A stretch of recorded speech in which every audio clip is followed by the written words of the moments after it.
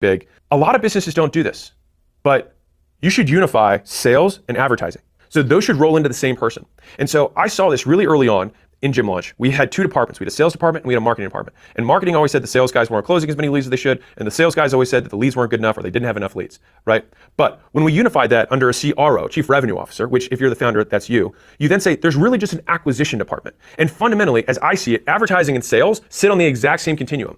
You have low information buyers and you have high information buyers. And so fundamentally, a low information buyer needs not a lot of information or already has a certain amount of information to make a purchasing decision.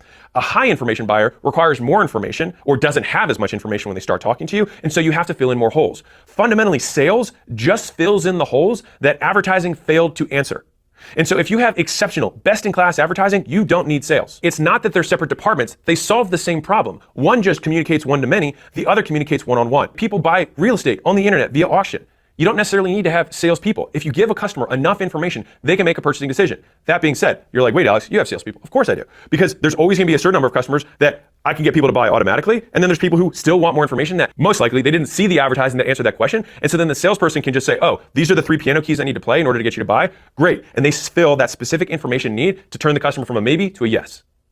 And so unifying the two departments is one of the highest leverage moves that you can make as a founder because it eliminates the cross-departmental BS. It's we're all here to sell customers. And so advertising works hand in hand with sales, not in competition with them so that they can get a pat on the head from you or whatever director is running that department. So oftentimes you are the chief revenue officer who's uniting both of those fronts. But over time, if you can find someone who does that, that usually is the fast track to being CEO. So Kale, for example, at Gym Launch, became chief revenue officer, right? He basically stood on top of sales and marketing.